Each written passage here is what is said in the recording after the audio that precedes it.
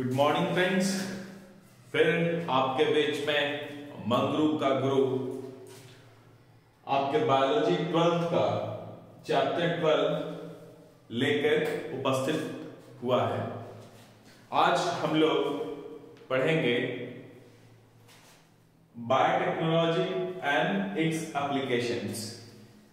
इसके पहले चैप्टर 11 हम लोगों ने देखा, बहुत डिटेल में हम लोगों ने काफी इसके मैंने वीडियोस अपलोड किया और बहुत डिटेल में हर एक पॉइंट को मैंने डिस्कस किया वहां पे। अब जब आप principles and processes of biotechnology जब इसको आप समझ चुके हैं तो नेक्स्ट यानी हम लोगों ने देखा लास्ट चैप्टर में किस तरह से हम लोग रिकॉम्बिनेंट डीएनए बनाते हैं, कौन कौन सा टूल्स वहां पे यूज होता है। ठीक है, ये सब हम लोगों ने डिटेल में देखा। उसके बाद हम लोगों ने देखा ट्रांसफॉर्म करके कैसे जेनेटिकली मॉडिफाइड ऑर्गेनिज्म बनाते हैं। जेनेटिकली मॉडिफाइड ऑर्गेनिज्म्स क्या है? यदि किसी भी ऑर्गेनिज्म में आप फॉरेन जीन ऐड कर दो यानी उसके जीन को अल्टर कर दो आप, तो वैसे ऑर्गेनिज्म को हम लोग क्या कहते हैं? Genetically modified organisms. यानी those organisms which have foreign gene, then it is called genetically modified organisms or transgenic organisms. यानी कोई भी ऑर्गेनिज्म, मान लिया मुझमें भी आप कोई बाहर से कोई जीन आप डाल दोगे तो हम भी क्या हो जाएंगे? जेनेटिकली मॉडिफाइड हो जाएंगे। यानी आप उसके जीन को मॉडिफाई कर रहे हो। जब आप जीन को मॉडिफाई करते हैं तो इसको हम लोग क्या कहते हैं? Genetically modified organisms. ठीक है, और आज बहुत सारे ऑर्गेनिजम्स मार्केट में भी जो है ना उपलब्ध है, जेनेटिकली मॉडिफाइड ऑर्गेनिजम्स।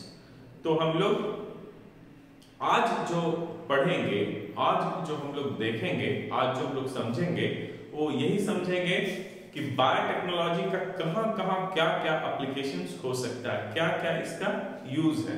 ठीक है, तो वही है biotechnology and it's applications. Okay, तो आपने बायोरिएक्टर्स के बारे में भी पढ़ा। तो बायोरिएक्टर्स के बारे में जब आपने पढ़ा तो क्या पढ़ा? वहां पे हम लोग इंडस्ट्रियल प्रोडक्शन करते हैं। तो जब आप देखोगे बायोटेक्नोलॉजी अभी के टाइम में, ठीक है, nowadays when you see biotechnology, then its aim is very clear. And what is aim of biotechnology? You know that it's work for welfare of humankind. जो human है उसके welfare के लिए। तो हम लोगों को बहुत सारे we have lots of requirements or needs, तो उसको fulfill हम लोगों का कौन करेगा? Biotechnology.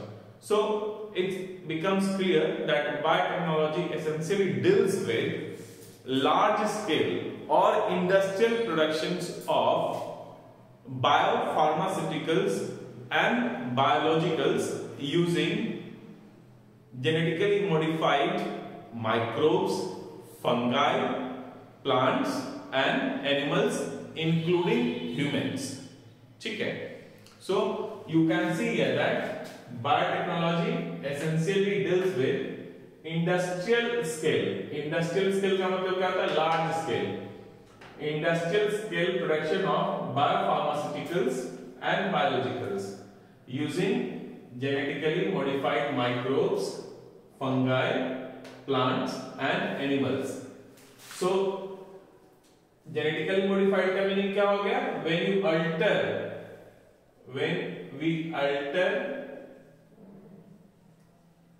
gene or genome of organisms, यानी इसमें आप इसके जीनोम को आप अल्टर कर दो, यानी बाहर से आप कोई जीन डाल देंगे जिसका चेंज होगा। वैसे फंगस में बाहर से कोई जीन ऐड कर दो, प्लांट में बाहर से कोई जीन आप ऐड कर दो, या एनिमल्स में, तो वैसे को हम लोग क्या कहते हैं? Genetically modified organism. यदि माइक्रोब्स है तो जेनेटिकली मॉडिफाइड माइक्रोब्स हो जाएगा, जेनेटिकली मॉडिफाइड फंगाई हो जाएगा, जेनेटिकली मॉडिफाइड प्लांट्स हो जाएगा, या जेनेटिकली मॉडिफाइड एनिमल्स हो जाएगा। ठीक है, तो ये हो गया आपका। Now, when you see this chapter, it essentially deals with this industrial scale production. Okay. Now, today what we are going to deal with, इस वीडियो में मैं क्या आपको बताने वाला हूँ कि लाइक हम लोग क्या क्या पढ़ेंगे इसमें, कितने वीडियोस इसके बनेंगे, ठीक है। एंड देन जो बोर्ड में तो आएंगे क्वेश्चंस, आपके नीट एग्जामिनेशंस में इसमें कितने क्वेश्चंस, तो 4 to 5 you can expect from this chapter.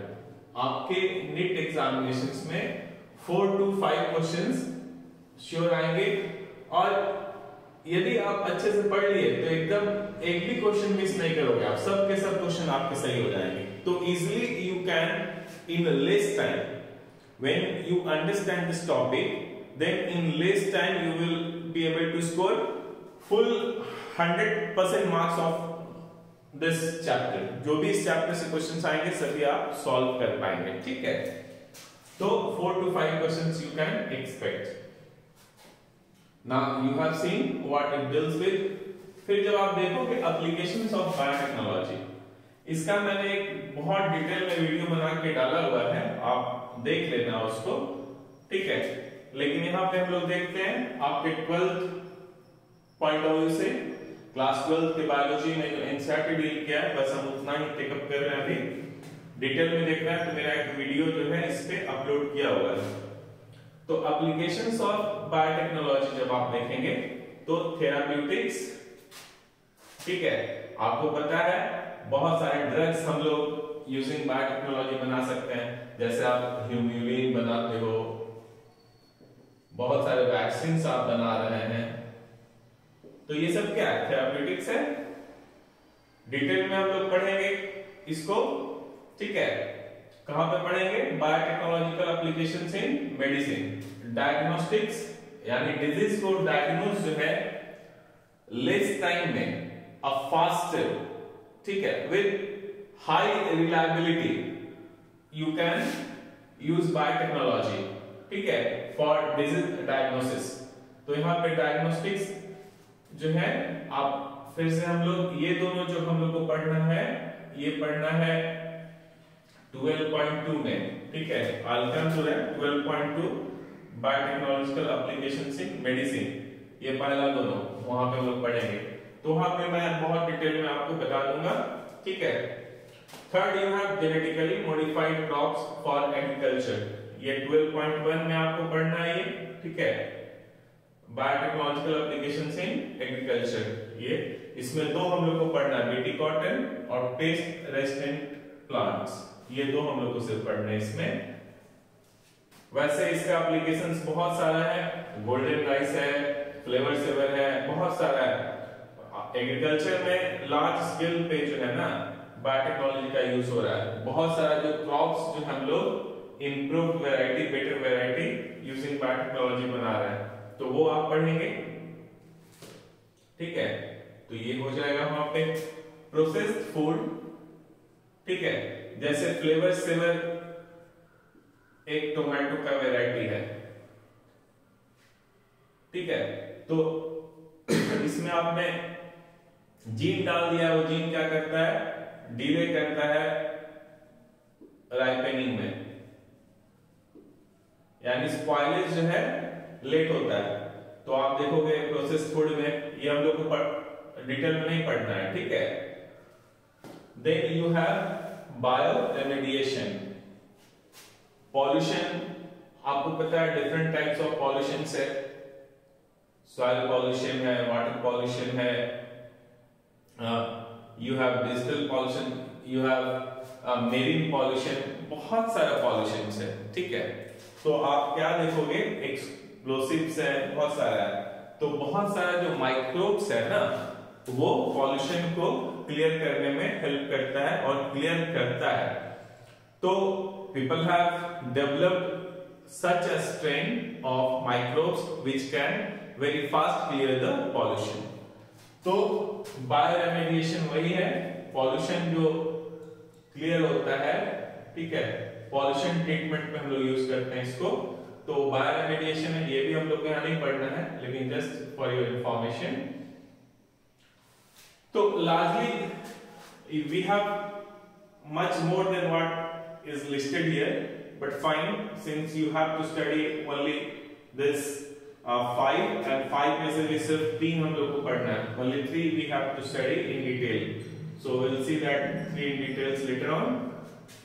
Now when you see the research areas of biotechnology, तो मेनली आप देखोगे 3 critical research areas हैं। सबसे पहले बेस्ट कैटलिस्ट यानी बेस्ट कैटलिस्ट डेवलप करना, ठीक है, प्रोवाइड करना in form of improved organism.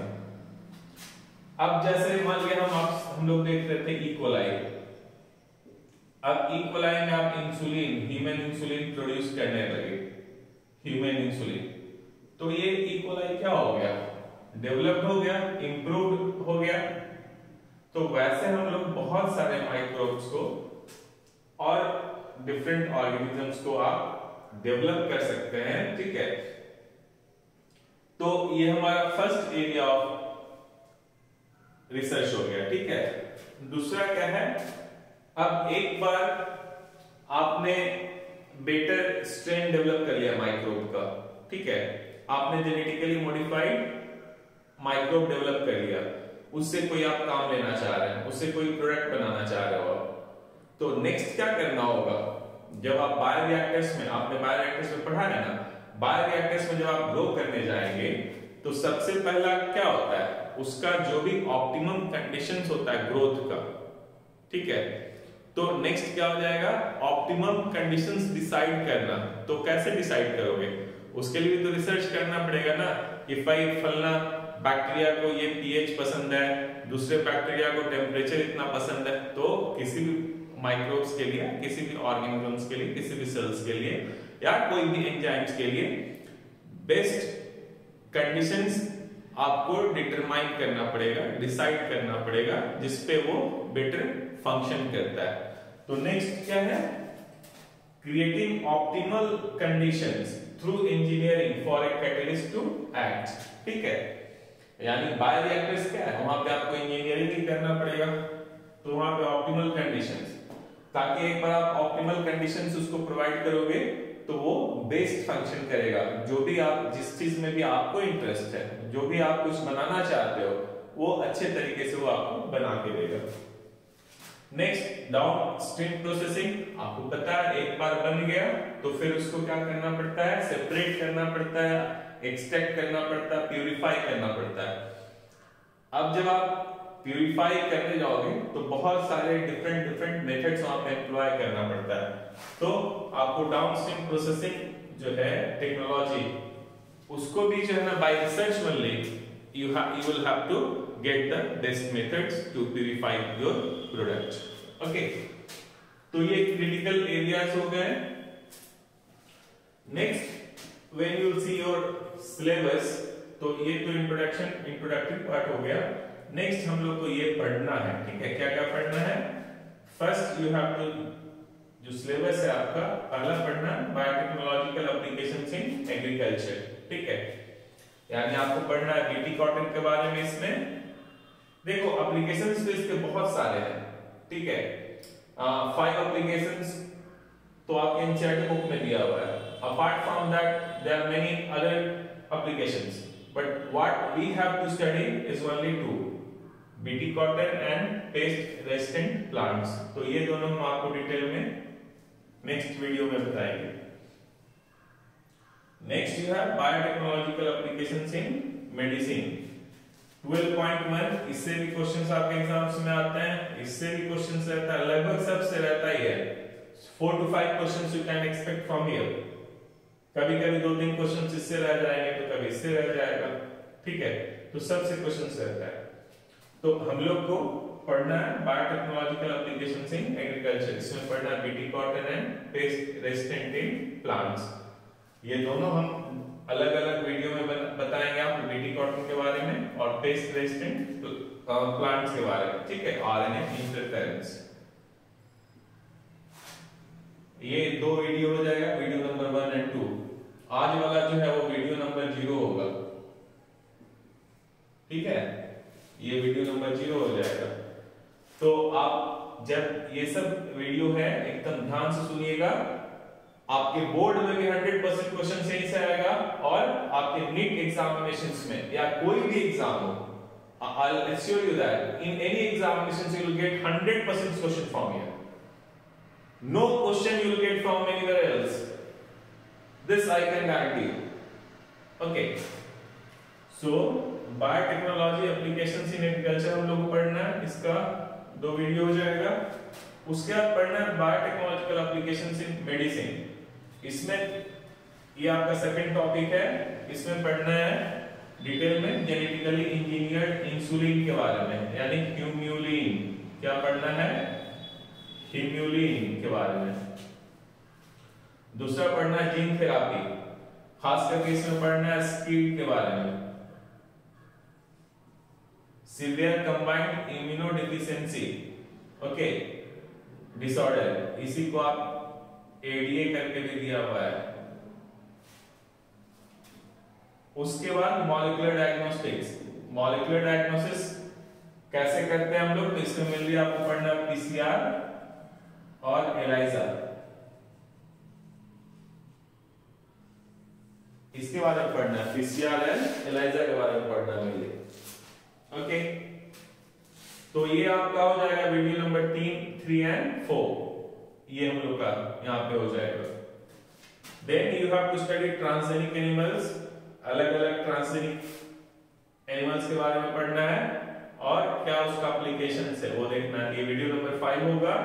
And lastly we have to study ethical issues in biotechnology. ये बहुत इंपॉर्टेंट टॉपिक हो जाता है। क्यों? क्योंकि बायोटेक्नोलॉजी से क्या हम लोग कर रहे हैं, जीन अल्टर कर रहे हैं। ठीक है, आप जीनोम के साथ में खेल रहे हो, किसी भी ऑर्गेनिज्म, चाहे वो प्लांट हो, एनिमल हो, माइक्रोब हो, सबके आप जीनोम के साथ खेल रहे हो। तो ऐसा ठीक है, हो सकता है अभी सब बहुत अच्छा लग रहा हो सकता है अभी से 100 इयर्स के बाद ये सारा आपके लिए जो है ना पॉल्यूशन की तरह हो जाए। अभी तो आप चेंज कर रहे हैं। या फिर जब आप जो है किसी ना किसी ऑर्गेनिज्म के साथ डील कर रहे हो, तो एथिक्स तो जरूर होना चाहिए। ठीक है, बहुत एथिकल इश्यूज हम लोग डिस्कस करेंगे, बहुत सारे इसके हो सकते हैं। ठीक है, एथिक्स, तो we'll discuss about ethical issues in video number 6. Okay, so this is how we'll go about, and then after finishing we'll solve many previous years NEET questions। बहुत सारे उसको डिस्कस करेंगे हम लोग, बहुत सारे डील करेंगे, and will take topic wise. जैसे मान लिया बायोटेक्नोलॉजिकल एप्लीकेशंस इन एग्रीकल्चर है पहला टॉपिक, तो हम पहले सिर्फ इस टॉपिक के क्वेश्चंस डील करेंगे। उसके बाद ये सेकंड जो टॉपिक है उसका डिस्कस करेंगे, और बहुत सारे नए क्वेश्चंस भी फ्रेम करेंगे हम लोग। ठीक है, एंड विल सी दैट जो हम लोग फ्रेम कर रहे हैं क्वेश्चंस आपके एग्जाम्स में, नीट एग्जाम्स में वैसे ही क्वेश्चंस आए। So that also will see. So fine, this is all about your how you going to pick up this biotechnology and its applications chapter. 6 videos will have, and then 4 videos will have of questions and answers discussion. ठीक है, it may be multiple choice questions or board questions. So total 10 videos you will make, but first we'll discuss about your all topics in detail, and then only we'll go into questions. Okay, so fine, thank you।